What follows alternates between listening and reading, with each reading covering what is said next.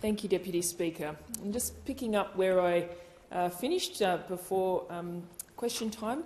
I was talking about Labor's proud legacy of environmental reform and how since coming to government we've taken strong action to combat climate change and lower our emissions so that Australia meets our targets and protects our natural resources threatened by the changing climate. And today, the Albanese Labor government continues that proud history with the second tranche of our environmental laws, the establishment of an independent environmental protection agency, the introduction of better data and accountability for decision-making, and the world-first decision to enshrine a definition of nature positive in legislation. We've of course heard some criticism around the chamber about these new laws, from some that they don't go far enough and that the reforms should have all been done at the same time, or from those opposite that the reforms are too extreme. We've also faced criticism that the EPBC Act should be implemented first. Setting up the EPA before bringing in the EPBC Act reforms is a crucial step to ensuring that the new EPBC Act will be enforced.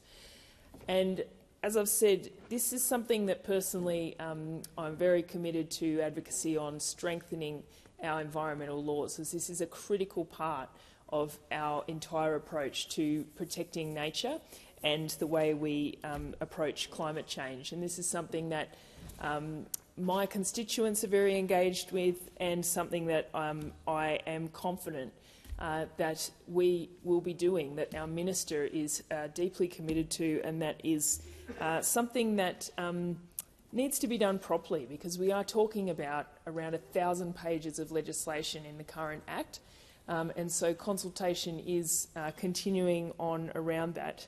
And Professor Graham Samuel, the author of the review of the EPBC Act, has himself said that the government and the minister are doing everything exactly as they should be doing, and I don't underestimate the complexity of what has to be done. The Australian Conservation Foundation has welcomed the government's announcement that it will set up an agency to enforce environmental laws, something that previous governments failed to do. The Worldwide Fund for Nature has described the new EPA as a potential game changer. The Australian Marine Conservation Society has described these new institutions as essential and welcome. The Business Council of Australia has commended the government for taking the right step, and the Urban Development Institute of Australia have said that the minister is doing the right thing. The National Farmers Federation have also supported these reforms, saying our members have said for years that the current Act is broken. It's hard to engage with producers who want to do the right thing, and in some instances it's preventing best practice management of the landscape. This is Australia's first National Environmental Protection Agency, and it will have strong new powers and penalties to enforce federal environmental laws.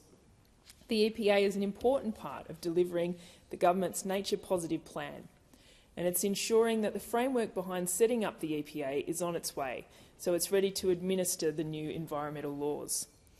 The EPA would administer Australia's national environmental laws to better protect our environment and make faster, better decisions. It will be charged with delivering accountable, efficient, outcome-focused and transparent environmental regulatory decision-making. Our government has undertaken offsets audits which found that 1 in 7 projects using environmental offsets under our environmental laws had either clearly or potentially breached their approval conditions. Another audit found that 1 in 4 had failed to secure enough environmental credits to offset the damage they were doing. And this is unacceptable. We need to urgently strengthen enforcement of environmental protection laws. To ensure environmental protection, the EPA will be able to issue environmental protection orders to lawbreakers and perform environmental audits on businesses to ensure that they are compliant with environment approval conditions. The penalties for breaching environmental law will also be increased, bringing maximum fines into line with punishments for serious financial offences such as insider trading and market manipulation. For extremely serious intentional breaches of federal environment law, courts would be able to impose fines of up to $780 million or send people to prison for up to 7 years. Importantly, the new EPA will provide better guidance and education to make sure businesses are clear about the rules so that they can do the right thing. The Samuel review into our environment laws found that the regulator is not fulfilling the necessary function of monitoring, compliance and enforcement of the current laws. And the review also found that serious enforcement actions are rarely used and that penalties need to be more than a cost of doing business. We know that the current system is not working, so we are working to fix it. Ensuring that our regulatory system works to prevent environmental damage and ensure our laws are upheld is one of the most important things that we can do to protect nature. If organisations commit to mitigating against or to an offset to make up for an unavoidable impact on nature, the public should be confident that the commitment will be kept. Our bills respond to those findings of both the Samuel Review and the Offsets Audit, while we continue to work on the rest of our environmental law reform. Stage 3 of the Albanese Labor Government's environmental plans will continue our broader efforts to halt and reverse environmental decline and protect nature.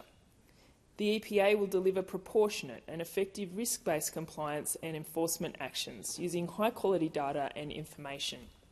It will provide assurance that environmental outcomes are being met.